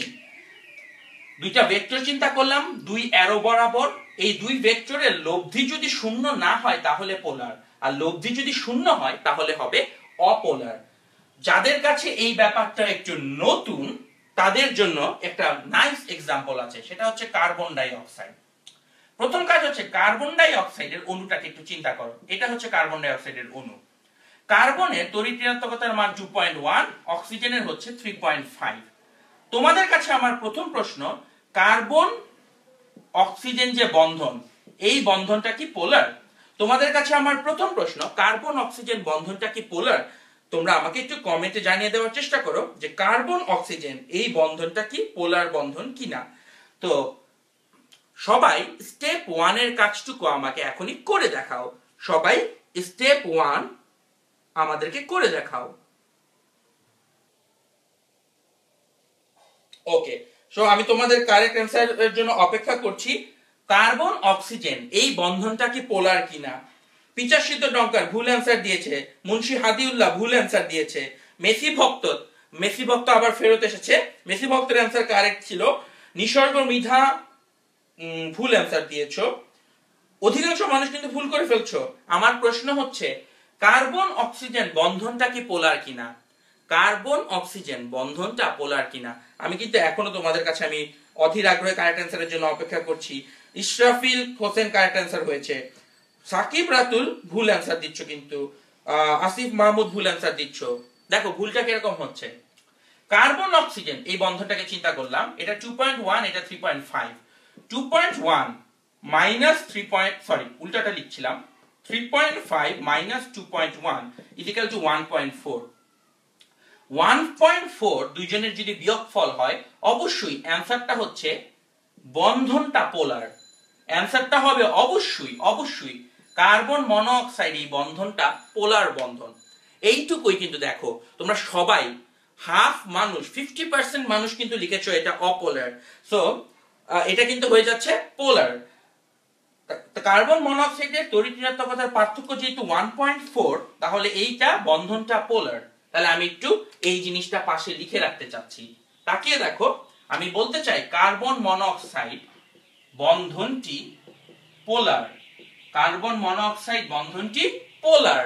কিন্তু তাকিয়ে দেখো কার্বন মনোঅক্সাইড এখন যেহেতু অক্সিজেনের মান বেশি এটা মাইনাস, আর কার্বনের মান বেশি কম এটা প্লাস। মাইনাস আর প্লাস, প্লাস থেকে মাইনাসের দিকে একটা অ্যারো দিব। ঠিক একই পাশে এইদিকেও মাইনাস প্লাস আছে, প্লাস থেকে মাইনাসের দিকে আরেকটা অ্যারো দিব। তাকিয়ে দেখো কার্বন ডাই অক্সাইডের মধ্যে এইদিকে একটা অ্যারো যাবে, এইদিকে একটা অ্যারো যাবে। এবার এই দুইটা ভেক্টরের কথা একটু চিন্তা করো তো, এদিকে একটা ভেক্টর গেল, এদিকে একটা ভেক্টর গেল, তাদের মধ্যবর্তী কোণ হচ্ছে 180 ডিগ্রি। তাহলে অবশ্যই এই ভেক্টর এবং এই ভেক্টর, একটা ভেক্টর কিন্তু আরেকটাকে কেটে দিবে। কারণ তাকিয়ে দেখো এদিকে যদি এফ বল কাজ করে এদিকেও কিন্তু এফ বল কাজ করছে, তাহলে একটা আরেকটাকে নিউট্রাল করে দিবে। তাহলে দেখো লব্ধি হয়ে যাবে শূন্য। যদি লব্ধি শূন্য হয় তার কারণে কার্বন ডাই অক্সাইড অণুটি হবে নন পোলার। তাহলে তাকিয়ে দেখো, একটা নন পোলার অণুতেও পোলার বন্ধন থাকতে পারে, একটা নন পোলার অণুতে পোলার বন্ধন থাকতে পারে। যদি পোলার বন্ধনগুলো একজন আরেকজনকে নিউট্রালাইজ করে দেয়, পোলার বন্ধনগুলো যদি একজন আরেকজনকে কাটাকাটি করার পর লব্ধি শূন্য বানিয়ে দেয়, তাহলে সেটি অপোলার হয়ে যাবে। আর যদি লব্ধি শূন্য না হয় তাহলে কিন্তু পোলার থাকবে। তার উত্তর হচ্ছে কার্বন মনোঅক্সাইড বন্ধনটি পোলার, কিন্তু কার্বন ডাই অক্সাইড অণুটি নন পোলার। যারা মনে করলে এই জিনিসটি আজকেই প্রথমবারের মতো জেনেছো, তুমি মনে রাখবে তুমি একা নয়, তোমার অনেক বন্ধুই হয়তো বিষয়টি জানে না। এখনই শেয়ার করে ফেলো এই ভিডিওটিকে, যাতে করে তোমার বন্ধু এই সুন্দর নতুন বিষয়গুলোকে জানতে পারে। এই ভেক্টরের আইডিয়াটি সবার কাছে ক্লিয়ার নাও হতে পারে। এবার তোমাদেরকে আমি ভেক্টরের আইডিয়াটা আরো একটু ক্লিয়ার করার চেষ্টা করব, আরো কয়েকটা ব্যাক টু ব্যাক এক্সাম্পল দিয়ে। সেই ব্যাক টু ব্যাক এক্সাম্পল দেওয়ার আগে কিন্তু ভিডিওটা শেয়ার করবে। আমি তোমাদের কাছে একটু জানতে চাই, methane CH4, methane CH4, methane CH4, তারপরে আরেকটা এক্সাম্পল নিয়ে দেখানো যায়, সেটা হচ্ছে BCl3। চিন্তা করে দেখো, মিথেন CH4 বা BCl3, এটা দেখতে হচ্ছে এইরকম দেখতে, BCl3। আমরা এই BCl3 এক্সাম্পলটার উপর একটু বেশি নজর দেওয়ার চেষ্টা করি। BCl3 এক্সাম্পলটা খুব নাইস। প্রথম প্রশ্ন তোমাদের কাছে, 1 নম্বর প্রশ্ন, এতক্ষণ শেখানো হলো, এবার তোমরা উত্তর দিবে। 1 নম্বর প্রশ্ন, বোরন ক্লোরিন বন্ধনটি, বোরন এবং ক্লোরিনের বন্ধনটি পোলার নাকি নন পোলার? বোরন এবং ক্লোরিনের বন্ধনটি পোলার নাকি নন পোলার? আমি তোমাকে মানগুলো একটু বলে দেই, এক্সাক্ট মান না বলতে পারলে একটু কাছাকাছি মান হয়তো আমি বলে দিতে পারবো। এটা 2.2 এর কাছাকাছি। সো বোরন আর ক্লোরিন এই বন্ধনটি কি পোলার? তোমার কাছে আমার প্রশ্ন প্রথম, বোরন ক্লোরিন বন্ধনটি কি পোলার? আমি তোমাদের উত্তরের জন্য অধীর আগ্রহে অপেক্ষা করছি এইখানটাতে। আমি এখনো দেখতে পাচ্ছি অসংখ্য মানুষ কিন্তু ক্লাসটা করে যাচ্ছ। থ্যাংক ইউ ভেরি মাচ যারা আমাদের সাথে ক্লাসটিতে অংশ নিয়েছো। এই ভ্যালুগুলো কিন্তু আমি জাস্ট ইউজ করার জন্য বলছি, তোমাদের উচিত হবে অ্যাকচুয়ালি পর্যায় সারণী দেখে যদি কারেক্ট ভ্যালু বের করতে পারো। সো আমি দেখতে পাচ্ছি বোরন ক্লোরিন বন্ধনটি পোলার কিনা সেটার উত্তর জানার জন্য নিঃশেষে মধুর সকাল, থ্যাংক ইউ ভেরি মাচ, তোমার অ্যান্সার কারেক্ট হয়েছে। রব্বি কারেক্ট অ্যান্সার দিয়েছে, মুন্সি হাদিউল্লাহ কারেক্ট অ্যান্সার দিয়েছে, মোহাম্মদ রাফাতের অ্যান্সার কারেক্ট হয়েছে, স্নিগ্ধ স্বরূপ কারেক্ট অ্যান্সার দিয়েছে। থ্যাংক ইউ ভেরি মাচ যারা এতক্ষণ যাবত ক্লাসের মধ্যে কারেক্ট অ্যান্সার দিচ্ছ। আমি দেখতে পাচ্ছি ক্লাসে প্রায় 225 জন মানুষ আছে, অথচ কয়েকজন মানুষই বারবার কারেক্ট অ্যান্সার দিচ্ছে, বাকিরা কেন অ্যান্সার করছো না? আমি জানি তোমরা হয়তো অনেকেই ভয় পাচ্ছ যে ভুল করলে কি হবে। কোনো সমস্যা নেই, তুমি অ্যান্সার করো, ভুল হলে আমরা সেটাকে শুধরে দিব। বাট তুমি যদি অ্যান্সার না করো আমি বুঝতেও পারবো না যে তুমি ভুল করছো কিনা। যারা এখন পর্যন্ত একটা বারও কমেন্ট করোনি, এখনই কমেন্ট করো। কমেন্টটা হচ্ছে, অ্যান্সারটা বলে দিই, সবাই এই অ্যান্সারটা কি কমেন্টে লিখবে, বোরন ক্লোরিন বন্ধনটি হচ্ছে পোলার। এই পোলার ওয়ার্ডটাকে সবাই একটু অ্যান্সার লেখো। আমি এই মুহূর্তে এই ক্লাসে যে 225-30 জন মানুষ আছে সবার কাছ থেকে একটি কমেন্ট দেখতে চাই। সবার কাছ থেকে কমেন্ট না পাওয়া পর্যন্ত আমি পরের সামনের জিনিসটা আগাবো না, কারণ আমি দেখতে চাই সবাই যাতে ক্লাসটিতে সমভাবে পার্টিসিপেট করছে। সো আমি সবার কাছে দেখতে চাই এখানে পোলার পোলার পোলার এই কমেন্টটা বারবার আসতে হবে। আমি 229 বার পোলার লেখাটি এখানে দেখতে চাই। Thank you. রসনা মিম লিখছে, অনিক লিখে দিয়েছে, সিয়াম ইমন লিখেছে, নিসর্গ মিধা লিখে দিয়েছে। থ্যাংক ইউ ভেরি মাচ যারা আমার কমেন্টের এত ভালো রেসপন্স দিলে। তাহলে বোরন ক্লোরিন বন্ধনটি পোলার। 2 নম্বর প্রশ্ন, যে কারেক্ট অ্যান্সার দিতে পারবে 2 নম্বর প্রশ্নের তার নাম আমি বোর্ডে লিখে দিব। এবং চিন্তা করো এই ভিডিওটিকে আমরা ডাউনলোড করে পরবর্তীতে ইউটিউবেও আপলোড করব। সো যার নাম লেখা হবে তোমার নাম ওই ভিডিওর মাঝখানে লেখা থাকবে। তো যে কারেক্ট অ্যান্সার সর্বপ্রথম দিতে পারবে তার নামটা কিন্তু আমরা একটু এখানে লিখে দিব। আমি আমার অ্যালাইভের যারা পিছনের ব্যাকএন্ডের মেম্বার রয়েছে তাদেরকে একটু অনুরোধ করব, সবার প্রথম যে কারেক্ট অ্যান্সারটি লিখবে তার নাম আমাকে এখানে আমাকে ইনবক্স করে জানিয়ে দিবে, যাতে করে আমি নামটা খুঁজে বের করতে পারি। বোরন ক্লোরিন বন্ধনটি পোলারের পরের কোশ্চেন হচ্ছে, বোরন ট্রাইক্লোরাইড অণুটি পোলার নাকি নন পোলার? বোরন ট্রাইক্লোরাইড এই অণুটি পোলার নাকি নন পোলার? আমি এই জিনিসটা জানতে চাচ্ছি। সবার প্রথম যে কারেক্ট অ্যান্সারটি দিবে আমি তার নাম এখানে লিখে দেওয়ার চেষ্টা করব। বোরন ট্রাইক্লোরাইড অণুটি পোলার নাকি নন পোলার? আমি এখন পর্যন্ত একটি কারেক্ট অ্যান্সার দেখতে পারছি না। প্রশ্নটি হচ্ছে বোরন ট্রাইক্লোরাইড অণুটি পোলার নাকি নন পোলার? আমি তোমাদের জন্য কিন্তু কারেক্ট অ্যান্সারের জন্য অপেক্ষা করছি। বোরন ট্রাইক্লোরাইড অণুটি পোলার নাকি নন পোলার? অ্যান্সার লিখতে হবে আইদার পোলার অর নন পোলার। অ্যান্সারটা হতে হবে অবশ্যই either polar or non polar. Yes, প্রথম কারেক্ট অ্যান্সার যিনি দিয়েছেন তার নাম ইমতিয়াজুল ইসলাম ইরফান। কারেক্ট অ্যান্সার যে দিয়েছে তার নাম হচ্ছে ইমতিয়াজুল আলম ইরফান। ওর অ্যান্সারটা সর্বপ্রথম কারেক্ট হয়েছে, কারণ ও হয়তো ভেক্টর ব্যাপারটা ভালো করে বোঝে। যারা এখনো কারেক্ট অ্যান্সারটি দিতে পারোনি তাদের জন্য আমি অপেক্ষা করছি। থ্যাংক ইউ ভেরি মাচ যারা কারেক্ট অ্যান্সার দিয়েছো। সপ্তক কারেক্ট অ্যান্সার দিয়েছে, ও সেকেন্ড হয়েছে, শিপলু থার্ড হয়েছে। আমি বলবো তোমাদের অ্যান্সার কারেক্ট হয়েছে, বাকি সবাই কিন্তু ভুল করেছো। কেন কারেক্ট একটু লক্ষ্য করে দেখো। কারেক্ট অ্যান্সার হবে বোরন ট্রাইক্লোরাইড অণুটি নন পোলার, বা বাংলায় বললে বলবো অপোলার। দেখো এইগুলো এমন জিনিস যেগুলো তুমি পরীক্ষায় আসলে মাস্ট ভুল করে ফেলবে, মানে এগুলো তোমার বইতে আলোচনা করা নেই। বইতে কখনোই এই ভেক্টর দিয়ে যে চিন্তা করাটা এটা ব্যাখ্যা করা নাই, বাট পোলারিটির জন্য এটা মাস্ট, এই জিনিসটা জানতেই হবে। একটু লক্ষ্য করে দেখো, বোরন ট্রাইক্লোরাইড এই বন্ধনটি পোলার, তাহলে এখানে তিনটা বোরন ট্রাইক্লোরাইড বন্ধন আছে। এটা হচ্ছে তিনটারই মাইনাস প্রান্ত, ক্লোরিন গুলো তিনটারই মাইনাস প্রান্ত, বোরনটা হবে প্লাস। তাহলে তাকিয়ে দেখো, অ্যারো চিহ্ন দিতে হবে, এদিকে একটা অ্যারো যাবে, এদিকে একটা অ্যারো যাবে, এদিকে একটা অ্যারো যাবে। তাহলে বোরন থেকে তিনটা, ক্লোরিনের দিকে তিনটা অ্যারো দিতে হবে। এবার তোমরা একটু তাকিয়ে দেখো, একটা বিন্দু থেকে তিন দিকে সমান মানের তিনটা ভেক্টর আছে, এদিকেও এফ, এদিকেও এফ, এদিকেও এফ। একটা বিন্দু থেকে তিন দিকে 120 ডিগ্রি কোণ করে সমান মানের তিনটা ভেক্টর আছে। তোমরা জানো 120 ডিগ্রি কোণ থাকলে এই দুইটা ভেক্টরের লব্ধি এই মাঝখান দিয়ে যাবে, যেটা হয়ে যাবে এফ। তার মানে এটা লব্ধি মাঝখান দিয়ে আসবে, তারপর এই এফ আর এই এফ একজন আরেকজনকে নিউট্রাল করে দিবে। তার মানে সমান মানের তিনটা বল 120 ডিগ্রি কোণে যদি তিন দিকে থাকে তাহলে কিন্তু তাদের লব্ধি শূন্য হয়ে যায়। আমি আবার একটু বলে দিই, যদি সমান তিনটা ভেক্টর 120 ডিগ্রি কোণে কোনো বিন্দুতে আপতিত হয় তাহলে তাদের লব্ধি কিন্তু শূন্য হয়ে যায়। যেহেতু লব্ধি শূন্য হয়ে যায়, অ্যান্সার হবে নন পোলার। তাহলে বোরন ট্রাইক্লোরাইড অণুটি কিন্তু নন পোলার।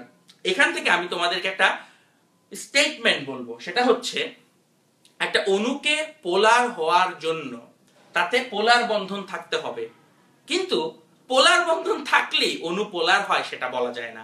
যেমন বোরন ট্রাইক্লোরাইডে বোরন ক্লোরিন বন্ধনটি পোলার, কিন্তু বোরন ট্রাইক্লোরাইড অণুটি নন পোলার। কারণ ইরফান আমাদের সবার আগে আনসারটি দিয়েছিল যে ইরফান আমাদেরকে জানিয়েছিল যে তিনটার 120 ডিগ্রি অ্যাঙ্গেলে কাজ করলে তাদের লব্ধি শূন্য হয়ে যায়, এবং যার কারণে এটা নন পোলার হয়ে যায়। আমি একটু তোমাদের কাছে জানতে চাচ্ছি, তোমরা কি ভেক্টর ইউজ করার আইডিয়াটি বুঝতে পেরেছো? যারা বুঝেছো ইয়েস লিখো, যারা বুঝোনি নো লিখো।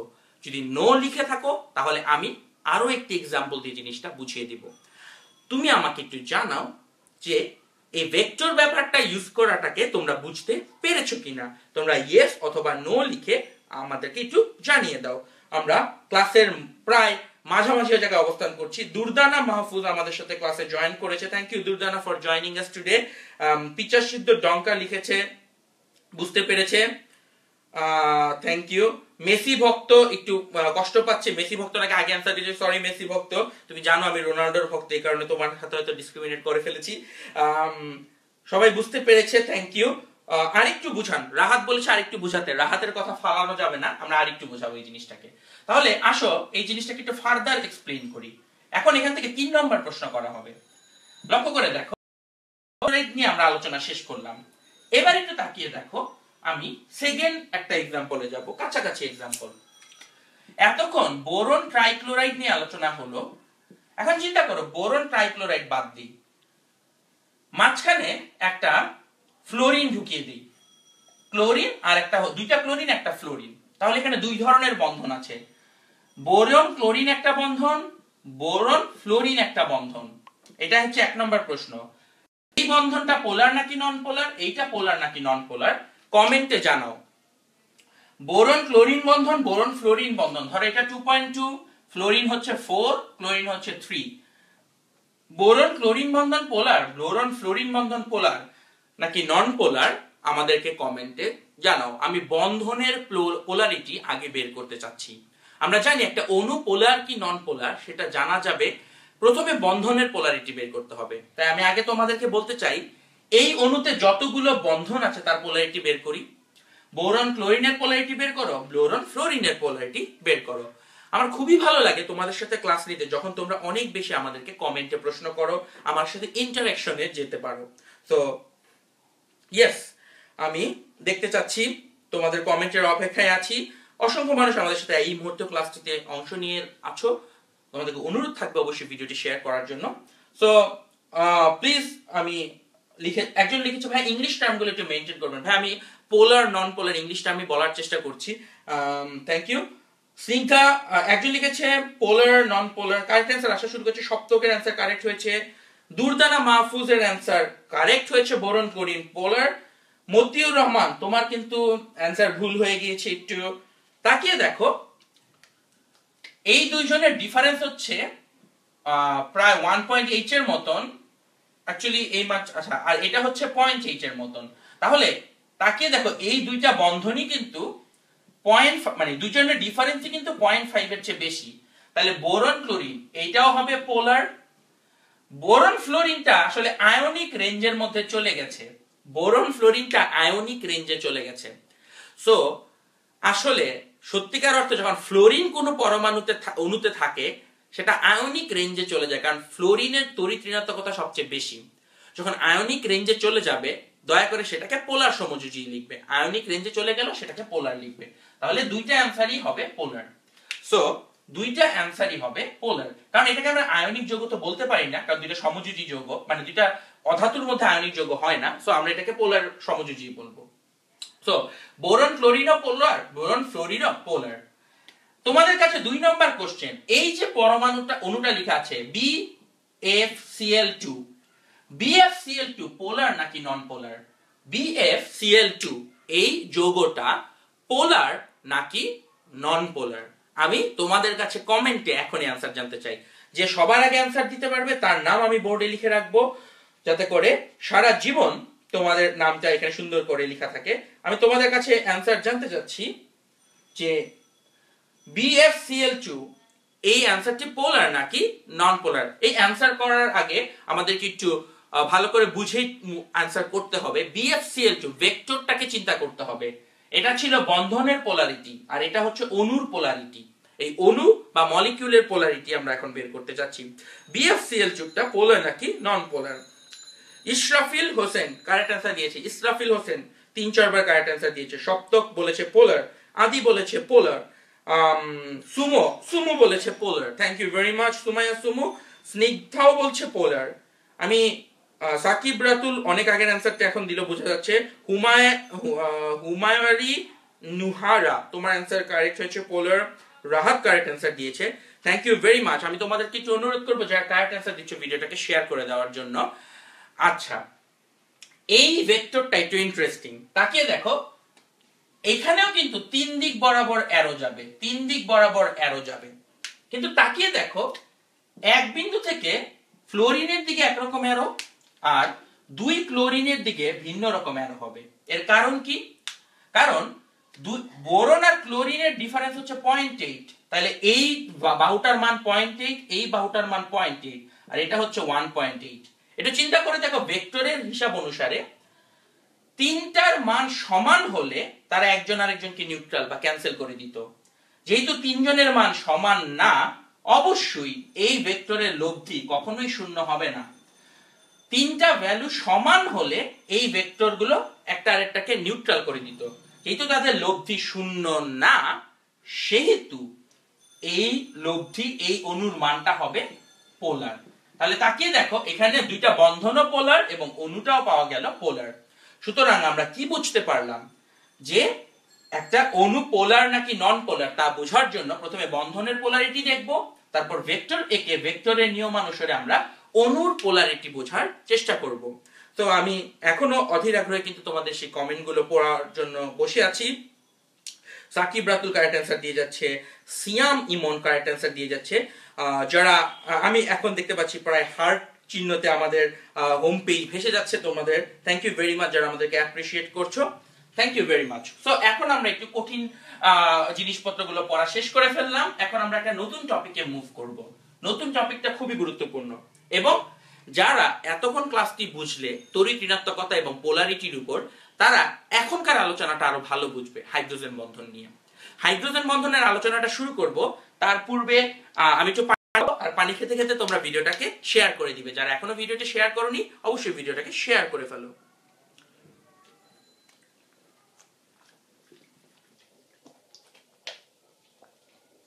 থ্যাংক ইউ ভেরি মাচ যারা আমাদের সাথে এখনো উপস্থিত আছো। সো এখন আমরা আলোচনা করব হাইড্রোজেন বন্ধন। হাইড্রোজেন বন্ধন এই ব্যাপারটাকে নিয়ে। হাইড্রোজেন বন্ধন কখন তৈরি হবে? দুইটা ক্ষেত্রে। একটা হচ্ছে প্রথমত হাইড্রোজেন বিশিষ্ট সমযোজী যৌগ, অবশ্যই সেটা হতে হবে হাইড্রোজেন বিশিষ্ট সমযোজী যৌগ, এবং দুই নম্বর সেটা অবশ্যই হতে হবে একটি পোলার অণু। হাইড্রোজেন বন্ধন গঠিত হবে যদি একটা হাইড্রোজেন বিশিষ্ট সমযোজী যৌগ থাকে এবং অণুটা পোলার হয়। খুব সহজ কথা, কিন্তু যদি হাইড্রোজেন বিশিষ্ট সমযোজী যৌগ হয় এবং অণুটা পোলার হয়। যেমন তোমাদেরকে একটা এক্সাম্পল দিয়ে বোঝাই। ওয়াটার বা H2O তোমাদের সবচেয়ে পরিচিত যৌগ, আর হাইড্রোজেন সালফাইড H2S।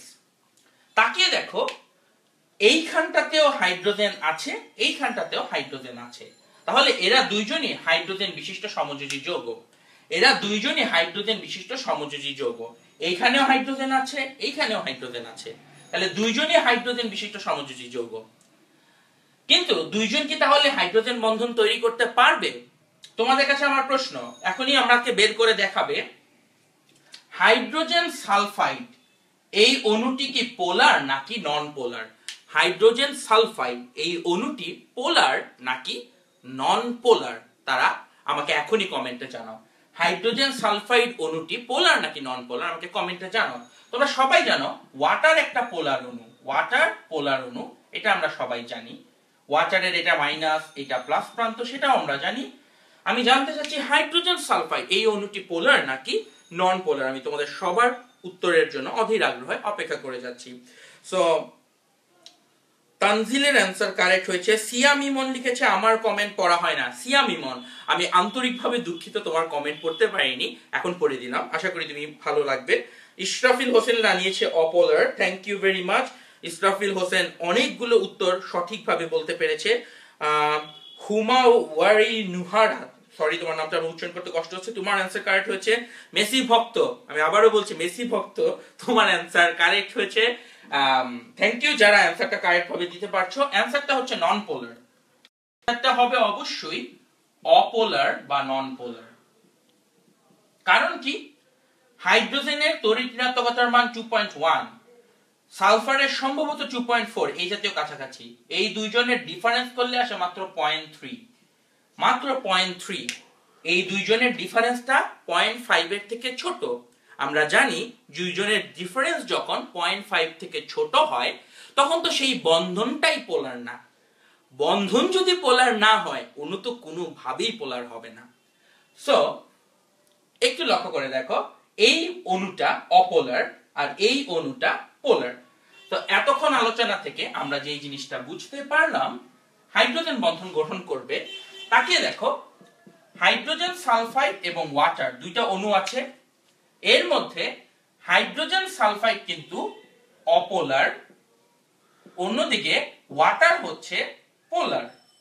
তাহলে হাইড্রোজেন সালফাইড হাইড্রোজেন বন্ধন তৈরি করবে না, ওয়াটার কিন্তু পোলার বন্ধন তৈরি করবে। ওয়াটার পোলার বন্ধন তৈরি করবে। এখন তোমার কাছে একটা প্রশ্ন, PCl5 অর ধরো PCl3 এগুলো কিন্তু কখনোই হাইড্রোজেন বন্ধন তৈরি করে না। কারণ এর কারণ কি, এতে হাইড্রোজেন নেই। হাইড্রোজেন বন্ধন তৈরি করার জন্য তো তাতে হাইড্রোজেন থাকা লাগবে। এক নম্বর বৈশিষ্ট্য হাইড্রোজেন বিশিষ্ট যৌগ হতে হবে, দুই নম্বর পোলার অণু হতে হবে। যাদের এই দুইটা ফুলফিল করে, যেমন ওয়াটার, তারা হাইড্রোজেন বন্ধন তৈরি করে। হাইড্রোজেন সালফাইডে বন্ধন হাইড্রোজেন বিশিষ্ট সমযোজী যৌগ ঠিকই আছে, কিন্তু সেটা পোলার না, তাই এটা বন্ধন তৈরি করে না। আর PCl5 PCl3 তে তো হাইড্রোজেনই নেই, তাই সেটা হাইড্রোজেন বন্ধন তৈরি করবে না। তাহলে হাইড্রোজেন বন্ধন তৈরি করবে শুধুমাত্র যাদের হাইড্রোজেন আছে এবং যারা পোলার অণু।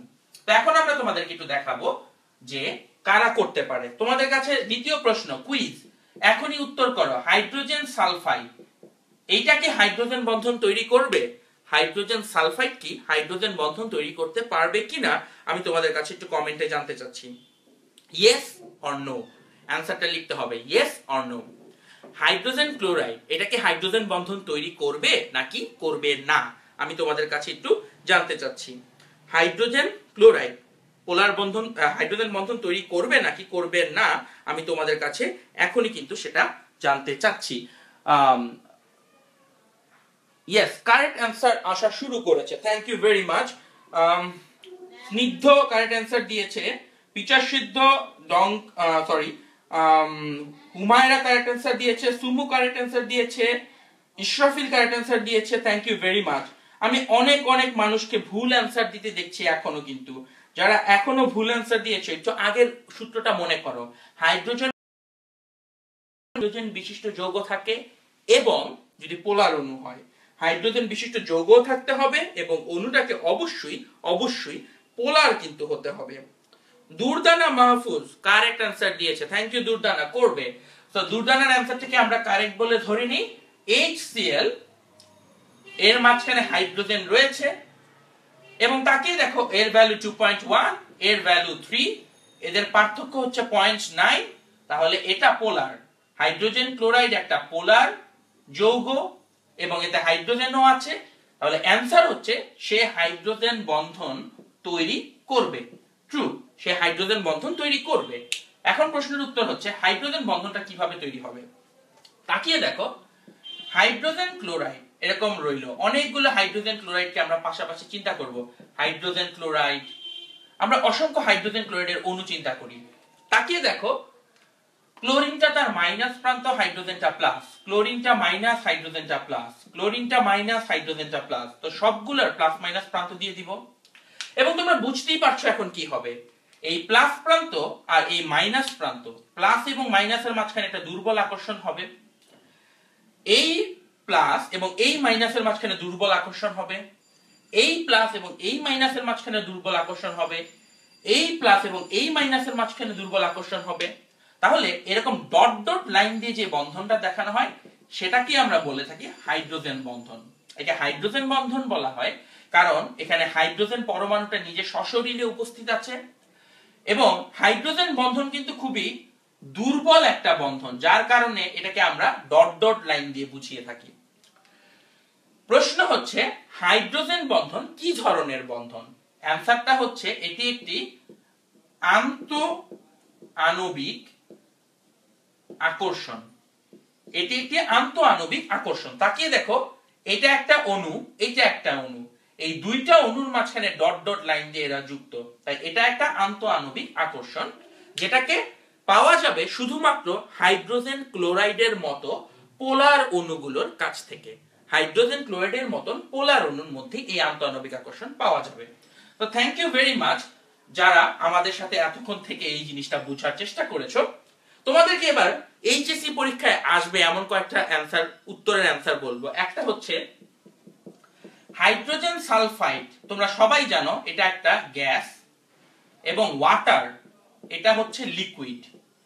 তোমাকে প্রশ্ন করা হবে কেন হাইড্রোজেন সালফাইড গ্যাস এবং ওয়াটার লিকুইড, এটার উত্তর কি? আমি এখন পুরো পরীক্ষায় যেভাবে লিখতে হবে সেভাবে অ্যানসারটা বলে দিচ্ছি। আসো দেখো, তোমরা সবাই এই অ্যানসারটা দেওয়ার জন্য খাতা নিয়ে প্রথমেই যেই কাজটা করবে ছবি আঁকবে, হাইড্রোজেন সালফাইডটাও আঁকবে, ওয়াটারটাও আঁকবে। একে তুমি বলবে ক্যালকুলেশন একটু আগে আমরা যেভাবে করলাম করে দেখাবে হাইড্রোজেন সালফাইডটা হচ্ছে অপোলার, অন্যদিকে ওয়াটার এটা হচ্ছে পোলার। তুমি ওয়াটারের মাইনাস প্লাস প্রান্তগুলো পরীক্ষার খাতায় দেখিয়ে দিবে। অবশ্যই হাইড্রোজেন সালফাইডে কোনো প্লাস মাইনাস থাকবে না কারণ এটা অপোলার, আর অন্যদিকে ওয়াটারটা হচ্ছে পোলার। তো প্রথমে তুমি ক্যালকুলেশন করে দেখাবে এটা 3.5, এটা 2.1, পার্থক্যটা 1.4, তাই এটা পোলার। এটা হচ্ছে 2.4, এটা 2.1, পার্থক্যটা হচ্ছে 0.3, তাই এটা অপোলার। তো প্রথমে এই ক্যালকুলেশন করে দেখাবো হাইড্রোজেন, ওয়াটারটা পোলার, হাইড্রোজেন সালফাইড অপোলার। ওয়াটার যেহেতু পোলার, যেহেতু ওয়াটারটি পোলার, তাহলে ওয়াটার হাইড্রোজেন বন্ধন তৈরি করবে, ওয়াটার হাইড্রোজেন বন্ধন তৈরি করবে। এবার ওয়াটারের হাইড্রোজেন বন্ধন দেখাবো।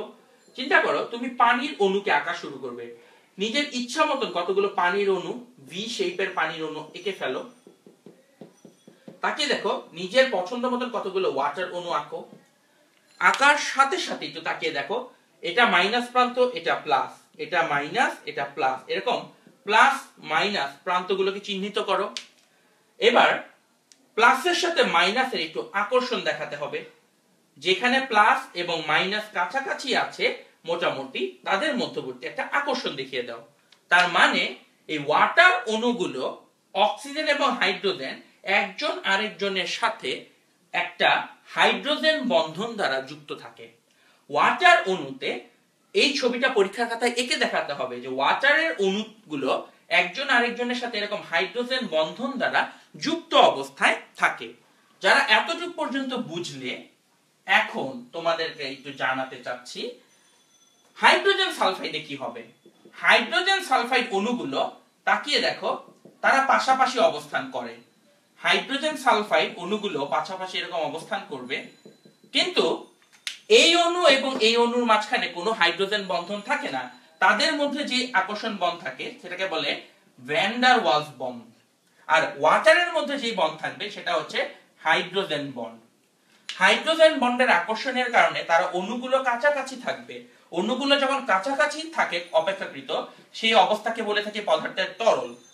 আর ভ্যান ডার ওয়ালস বন্ডের কারণে একজন আরেকজনের কাছ থেকে অনেক দূরে দূরে অবস্থান করে, তাই এই অবস্থাটাকে বলা হয়ে থাকে গ্যাস। তাহলে হাইড্রোজেন সালফাইড একটি গ্যাস, কিন্তু ওয়াটার তরল। এর কারণ হচ্ছে হাইড্রোজেন সালফাইড নন পোলার, হাইড্রোজেন বন্ধন তৈরি করবে না। ওয়াটার পোলার এবং হাইড্রোজেন বন্ধন তৈরি করে, যার কারণে সে সাধারণ তাপমাত্রা এবং চাপে তরল অবস্থায় অবস্থান করে। থ্যাংক ইউ ভেরি মাচ যারা এই প্রশ্নের উত্তরটি বুঝতে পেরেছো। আমি কিন্তু তোমাদেরকে এমন প্রশ্নের উত্তরই পড়ানোর চেষ্টা করছি যেগুলো এইচএসসি পরীক্ষাতে ডিরেক্ট এক্স্যাক্টলি এই প্রশ্নগুলি পরীক্ষায় আসার সম্ভাবনা রয়েছে। Thank you very much. Shafiqul Islam ভালো লিখেছে, তারা আমাদেরকে অ্যাপ্রিশিয়েট করছে। Thank you very much. আসলে আমরা আমাদের পরের প্রশ্নের উত্তর যাই।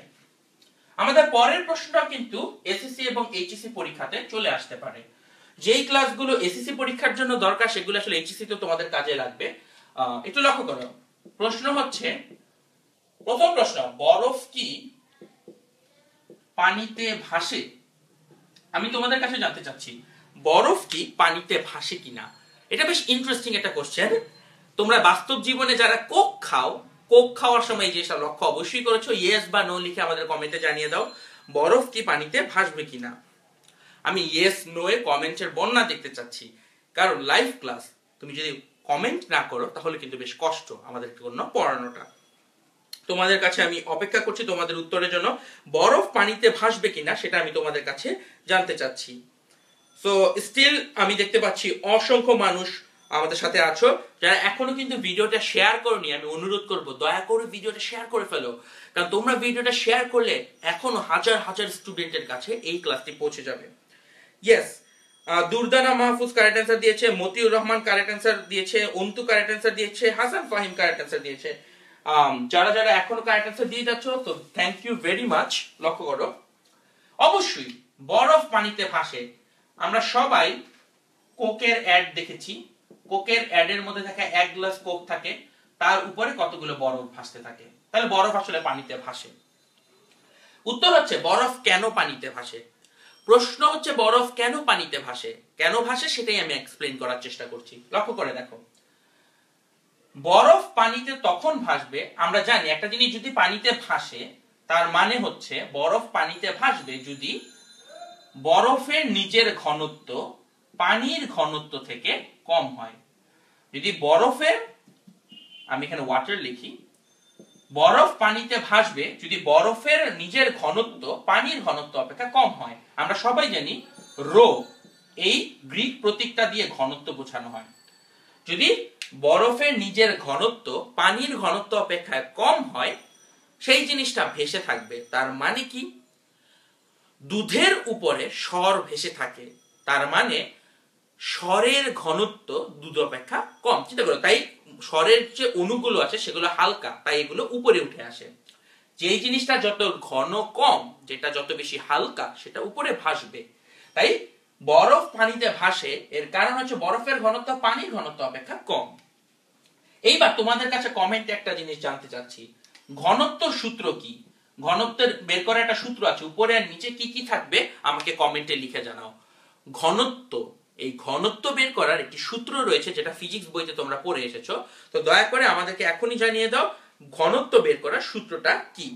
আর যারা এখনো ক্লাসটিতে অংশ নেয়নি অবশ্যই কিন্তু ক্লাসটিতে অংশগ্রহণ করো, বেশি বেশি করে ভিডিওটা শেয়ার করো। নওসিন তাবাসসুম আমাদের সাথে জয়েন করেছে, পান্থ কারেক্ট অ্যান্সার দিয়ে যাচ্ছে, উচ্চ কারেক্ট অ্যান্সার দিয়ে যাচ্ছে। Thank you very much. তোমরা কন্টিনিউসলি দেখো 10 মিনিট স্কুলের পক্ষ থেকে কমেন্টে অনেকগুলো লিংক দেওয়া হয়, লিংকগুলোতে কিন্তু তোমরা যে যে ভিজিট করে আসতে পারো, যাতে করে তোমরা আমাদের ওয়েবসাইট সম্পর্কে আরো ভালো জিনিসপত্র জানতে পারো। Thank you very much. আমি কারেক্ট অ্যান্সার দেখতে পাচ্ছি, ইরফানের অ্যান্সার কারেক্ট হয়েছে, তোকি কারেক্ট অ্যান্সার দিয়েছে, দুর্দানা মাহফুজ অনেকবার কারেক্ট অ্যান্সার দিয়েছে, সায়াম ইমান কারেক্ট অ্যান্সার দিয়েছে। Thank you very much. Correct answer হচ্ছে উপরে যাবে ভর বা যেটাকে বলি এম বা ভর বা ম্যাস, আর নিচে যাবে আয়তন, আয়তন বা ভি। ভর এবং আয়তন। এখন তোমার কাছে আমার দ্বিতীয় প্রশ্ন, বরফের ভর এবং পানির ভর, বরফের ভর এবং পানির ভর, সরি আমি এখানে ওয়াটার লিখি, বরফের ভর এবং পানির ভর। অপশন এ হচ্ছে তারা সমান, অপশন বি হচ্ছে তারা সমান না। কোনটা কারেক্ট আমাকে এখনই অ্যানসার কমেন্ট করে জানাও। বরফের ম্যাস আর ওয়াটারের ম্যাস, এই দুইটার মধ্যে কি কোনো পার্থক্য রয়েছে? বরফের ম্যাস এবং ওয়াটারের ম্যাস বা ভর, তারা কি সমান নাকি সমান না? আমরা এখনই তোমাদের কাছে জানতে চাচ্ছি। বরফ এবং পানির ভরের কি কোনো পার্থক্য রয়েছে? আমি তোমাদের কাছে এখনই সেটা জানতে চাচ্ছি। আমি দেখছি বেশ নাইসলি তোমরা ভিডিওগুলো শেয়ার করছো এবং বেশি বেশি স্টুডেন্ট আমাদের কাছে এখন এই ভিডিওতে উপস্থিত রয়েছে। Thank you very much. আমি কিন্তু জানতে চাচ্ছি অপশন এ হবে না বি, বরফ এবং পানি তার ভর সমান নাকি সমান না। তানবীর অমি বলেছে আইসের ম্যাস কম। আচ্ছা অমি, আমরা তোমার অ্যানসার গুলো, তোমার আইডিয়াগুলো একটু পরেই পরিষ্কার করব। Saptak correct answer. তাসনিম তাবাসসুম ও বলেছে সমান না। অন্তু বলেছে ভাইয়া, অন্তুর কোনো অ্যানসার নেই, অন্তু জাস্ট লিখেছে ভাইয়া। হ্যালো ভাইয়া, ভালো আছো? আই হোপ ইউ আর ওকে। সবাই, সামির বলেছে ইকুয়াল, একজন বলেছে কোনো সমান না, নো ডিফারেন্স। সাবিহা রহমান আমাদের সাথে এই মুহূর্তে জয়েন করেছে। Thank you Sabiha for joining with us. Thank you very much যারা এখনো আমাদের অ্যানসার দিয়েছো। তাকিয়ে দেখো, আইস এর রাসায়নিক সংকেত হচ্ছে H2O, ওয়াটার এর রাসায়নিক সংকেত হচ্ছে H2O। যেহেতু দুজনের রাসায়নিক সংকেত ওয়াটার H2O, তার মানে এটারও ভর 18, এটারও ভর হবে 18। সো যেহেতু দুইটাই H2O, অবশ্যই ওয়াটারের এবং আইসের ভর বা ম্যাস সমান। অবশ্যই ওয়াটার এবং আইসের ম্যাস সমান, এটা হচ্ছে প্রথম কথা। ওয়াটার এবং আইসের ম্যাস সমান। তাহলে তাকিয়ে দেখো, ওয়াটার এবং আইসের এই ঘনত্বের মাঝখানে যে ভর অংশটুকু, সেটা কিন্তু দুইজনের সমান। কিন্তু ওয়াটারের ঘনত্ব আইসের ঘনত্ব অপেক্ষা অনেক বেশি, ওয়াটারের ঘনত্ব আইসের ঘনত্ব অপেক্ষা বেশি। তার মানে যেহেতু উপরের অংশ দুইজনের ক্ষেত্রে সমান, তাদের মধ্যে মেইন পার্থক্য হবে এই নিচের আয়তন অংশটাতে। তাহলে তাদের মধ্যে মূল পার্থক্য হবে নিচের এই আয়তন বা ভলিউম পার্টটুকুতে। তার মানে আমি বলতে চাচ্ছি বরফ এবং পানির আয়তন সমান না, বরফ এবং পানির আয়তনটা সমান না। যেহেতু সমান না, তাহলে সেটা আমি একটু এঁকে দেখাবো কিরকম হবে। আমি এখন এটা পরীক্ষায় আঁকার জন্য 6টা পানির অণু আঁকবে। আমি এখন 6টা পানির অণু আঁকবো। 1 2 3 4 5 6। আমি 6টা পানির অণু আঁকলাম। তাকিয়ে দেখো, এই 6টা পানির এই হাইড্রোজেন এবং অক্সিজেনের মাঝখানে এরকম সুন্দর মতন ডটেড লাইনে হাইড্রোজেন বন্ধন তৈরি হবে। এটা প্লাস প্রান্ত, এটা মাইনাস, এটা প্লাস, এটা মাইনাস, এইভাবে তোমরা অবশ্যই পরীক্ষার খাতাতে প্লাস মাইনাস প্রান্তগুলো চিহ্নিত করে দিবে। সো 6টা পানির অণু একসাথে আঁকবে, এই লম্বা লাইন ধরে দাঁড়িয়ে আছে। ব্যাপারটা হচ্ছে মানব বন্ধন। তোমরা দুই হাত দুই পাশে ছড়িয়ে একজন আরেকজন বন্ধুকে ধরে রেখেছো, এই মানব বন্ধন। তো এইভাবে যখন থাকে, এইটা হচ্ছে পানি, অর্থাৎ এটা হচ্ছে তরল অবস্থাটা। তরল অবস্থায় এইভাবে হাইড্রোজেন বন্ধনগুলো তৈরি হয়। কিন্তু বরফে কি হয় সেটা আমি একটু এখন দেখাতে চাচ্ছি। বরফে কি ঘটে সেটা আমি এখন আঁকবো, সবাই একটু লক্ষ্য রাখতে হবে, না হলে পরীক্ষার খাতায় আপনারা আঁকতে পারবেন না। এই জিনিসটা আঁকাটা একটু কঠিন, তাই একটু লক্ষ্য করো। তো এটা আমি একটু মুছে দিব, আমার একটু বড় জায়গা লাগবে এটা আঁকার জন্য। তো এটা হচ্ছে তরল অবস্থাটা। এখন এই 6টাই যখন বরফ হবে, বরফের ক্ষেত্রে এই 6টা অণু অন্যভাবে সজ্জিত হবে। বেনজিন যেভাবে আঁকো ঠিক সেইভাবে 6টা অক্সিজেন বসাবা। এটা হচ্ছে 6টা পানির 6টা অক্সিজেন। একটা হাতকে আরেকটা অক্সিজেনের দিকে দিবা, আরেকটা দিবা বাইরের দিকে। একটা হাতকে দিবা আরেকটা অক্সিজেনের দিকে, আরেকটা দিবা বাইরের দিকে। একটা হাত যাবে আরেকটা অক্সিজেনের দিকে, অন্যটা বাইরের দিকে। একটা হাত যাবে একটা অক্সিজেনের দিকে, অন্যটা বাইরের দিকে। এর একটা হাত এই অক্সিজেনের দিকে, অন্যটা বাইরের দিকে। একটা অক্সিজেনের দিকে, অন্যটা বাইরের দিকে। তাহলে 6টা পানির অণু বরফ যখন হয়, সে গোলাকার এইভাবে সজ্জিত হয়। এবং তাকিয়ে দেখো, তখন তাদের মাঝখানে এইখানে এইভাবে হাইড্রোজেন বন্ধন তৈরি হয়। যখন হাইড্রোজেন বন্ধন তৈরি হয়, এই জিনিসটাই হচ্ছে বরফ বা আইস। এবং বরফের মাঝখানে দেখো এইখানে একটা ফাঁকা জায়গা থাকে, এইখানে একটা ফাঁকা জায়গা থাকে। যখন এরকম ফাঁকা জায়গা থাকে, তো তাকিয়ে দেখো পানিতে কি হয়। পানিতে 6টা পানির অণু এরকম লাইন ধরে দাঁড়িয়ে থাকে। তাহলে ওরা মাত্র এতটুকু জায়গা দখল করে, আর এখানে তারা এরকম ষড়ভুজাকার আকৃতি গঠন করে এবং মাঝখানে একটা ফাঁকা জায়গা থাকে। তাহলে যেহেতু ফাঁকা জায়গা আছে, তার মানে আমি বলতে পারি বরফের জায়গা বেশি লাগে, বরফ বেশি জায়গা দখল করে, কারণ বরফের মাঝখানে একটা বিশাল বড় ফাঁকা জায়গা আছে। তাহলে আমি বলবো volume of ice is greater than volume of water.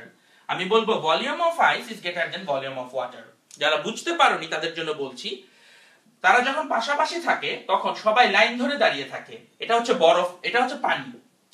আর যখন বরফ হবে তখন তারা ষড়ভুজাকার আকৃতি গঠন করবে, যার মাঝখানে একটা ফাঁকা জায়গা থাকে। ফাঁকা জায়গাটার কারণে সে আসলে একটা বেশি জায়গা দখল করছে। তাই আমি বলবো volume of ice is greater than volume of water. এখন আমরা জানি বরফের নিজের ভর এবং পানির ভর দুইটা সমান। বরফের ভর এবং পানির ভর সমান। এর কারণ হচ্ছে এখানেও 6টা অণু ছিল, পাশাপাশি যখন দাঁড়িয়ে ছিল তখনও 6টা অণু ছিল। 6টা অণুর ভর দুই জায়গাতেই সমান। আমরা জানি ঘনত্ব হচ্ছে ভর ভাগ আয়তন, ভর ভাগ আয়তন। দুইজনের উপরের ভরটা সমান। তাকিয়ে দেখো বরফের আয়তন এবং পানির আয়তন, একটু তাকিয়ে দেখো বরফের আয়তন এবং পানির আয়তনের মধ্যে কোনটা বড়। আমরা জানি বরফের আয়তন বড় আর পানির আয়তন হবে ছোট, কারণ এটা আমরা একটু আগে ব্যাখ্যা করেছি। বরফের আয়তন বড় কারণ বরফের মাঝখানে ফাঁকা জায়গা থাকে। তার মানে নিচের সংখ্যাটা বড়। একটা অনুপাতের নিচের সংখ্যাটা বড় হলে অনুপাতটা হয়ে যাবে ছোট। তার মানে এই জিনিসটা হবে ছোট আর এই পুরো জিনিসটা হয়ে যাবে বড়। তার মানে এটা গ্রেটার দেন এটা। তাহলে আমি বলতে পারি rho of water is greater than rho of ice. বাস, এইটাই ছিল আমাদের এক্সপ্লেনেশন। পরীক্ষার ক্ষেত্রে কিন্তু এই সুন্দরভাবে ম্যাথমেটিক্যাল ইকুয়েশন সহ ব্যাখ্যা করতে পারলেই পূর্ণ নাম্বার মিলতে পারবে। সো আমি দেখতে চাই তোমাদের এই সম্পর্কে কি মতামত রয়েছে। থ্যাংক ইউ ভেরি মাচ যারা আমাদের সাথে এই ক্লাসগুলোতে আসলে অংশ নিয়ে যাচ্ছ। আমি আবার একটু এক্সপ্লেইন করি। বরফ এবং পানির ভর সমান। আমি ছবি এঁকে বুঝিয়ে দিয়েছি বরফের আয়তন পানি অপেক্ষা বড়, বরফের নিজের আয়তন পানি অপেক্ষা বড়। আমরা জানি ঘনত্ব হচ্ছে ভর ভাগ আয়তন, ভর ভাগ আয়তন। উপরের ভর সমান আর নিচের মধ্যে বরফের আয়তনটা বড়, পানির আয়তনটা ছোট।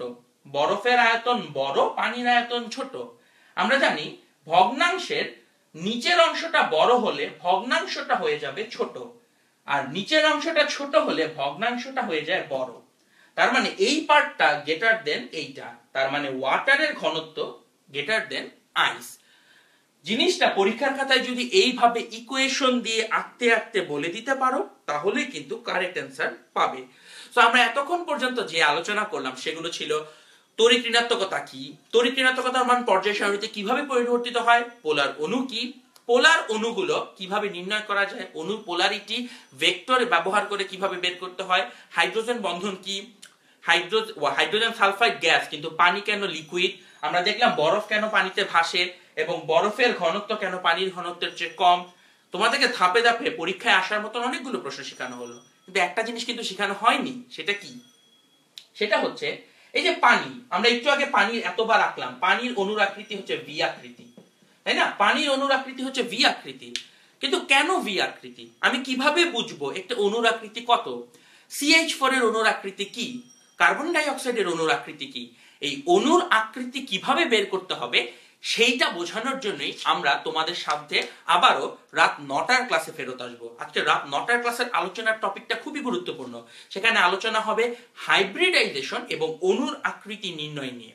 তোমরা এই টপিকটা আমি লিখে বলে দিতে পারি, অধিকাংশ মানুষই ভালো করে এখনো পারো না। সো আমাদের সাথে সেই হাইব্রিডাইজেশনের ক্লাসটাতে অবশ্যই অংশ নিবে সবাই। এখনই 1 ঘন্টা ব্রেকের মাঝখানে আছে, এখন 8:25 বাজে, আমরা আবার 9টায় ফেরত আসবো। মাঝখানে সময়টাতে ভিডিওটা শেয়ার করে দাও। আমাদের 10 মিনিট স্কুলের কতগুলো কুইজ আছে সেগুলোতে অংশ নিতে পারো। কুইজে কিভাবে অংশ নিবে সেটা আমি এখন তোমাদেরকে একটু দেখিয়ে দিচ্ছি, কিভাবে এই অধ্যায়ের উপর কুইজে তুমি অংশ নিতে পারবে। আমি এখনই তোমাদেরকে সেটা একটু দেখিয়ে দিতে চাচ্ছি। সবাই চলে যাবে 10minuteschool.com এই ওয়েবসাইটটিতে, 10minuteschool.com ওয়েবসাইটটিতে চলে যাও এবং তোমরা এইচএসসি এর স্টুডেন্ট, তাই এইচএসসি বাটনটার উপর ক্লিক করবে। এই যে আমি এইচএসসি লেখা যে বাটনটা এখানে আছে, এইচএসসি বাটনের উপর ক্লিক করব। তাহলে চলে যেতে হবে www.10minuteschool.com এ, এইচএসসি বাটনটাতে ক্লিক করব। আমরা আজকে করছি কেমিস্ট্রি ফার্স্ট পেপারের ক্লাস, তাহলে রসায়ন প্রথম পত্র এইটার উপর আমি ক্লিক করি। রসায়ন প্রথম পত্রের উপর আমি ক্লিক করে ফেললাম। আমি দেখবো রসায়ন প্রথম পত্রের একটা পেজ ওপেন হয়েছে, ভিডিও চলে এসেছে। তুমি ভিডিও আপাতত না দেখে নিচের দিকে স্ক্রল ডাউন করো, দেখো এখানে কুইজ আছে। এই যে আমরা এখন কোন চ্যাপ্টারটা পড়ছি, মৌলের পর্যায়ভিত্তিক ধর্ম এবং রাসায়নিক বন্ধন। তাহলে মৌলের পর্যায়ভিত্তিক ধর্ম ও রাসায়নিক বন্ধন এই কুইজটা যেখানে আছে সেখানে ক্লিক করো। কিছুক্ষণ সময় অপেক্ষা করলেই দেখতে পারবে একটি কুইজ চলে এসেছে এবং এখানে অনেকগুলো এমসিকিউ প্রশ্ন আছে। সেই এমসিকিউ প্রশ্ন তাকিয়ে দেখো, পাউলিং স্কেলে অক্সিজেনের তড়িৎ ঋণাত্মকতার মান কত? তোমরা একটু আগে পড়েছো 3.5, এখানে ক্লিক করে দিলাম 3.5। এইভাবে এখানে 10টা এমসিকিউ আছে, অ্যান্সার করে ফেলো এবং 10টা এমসিকিউর অ্যান্সারে কে কত অ্যান্সার পেলে আমাদেরকে এখনই কমেন্টে সেগুলো জানিয়ে দিবে এবং তোমরা ভিডিওটাকে শেয়ার করে করে সেগুলো জানিয়ে দিবে। সবাই চলে যাও 10minuteschool.com এ, যেখানে তুমি মাত্র 10 মিনিট সময়ের মধ্যে যে কোনো কিছু শিখে ফেলতে পারবে। সবাইকে অসংখ্য ধন্যবাদ আমাদের আজকের ক্লাসটিতে এত সুন্দরভাবে অংশ নেওয়ার জন্য। ভবিষ্যতে তোমাদের সাথে আবারও দেখা হবে সেই প্রত্যাশায় রাত 9টার ক্লাসের জন্য তোমাদেরকে আমন্ত্রণ জানিয়ে এখানেই বিদায় নিচ্ছি।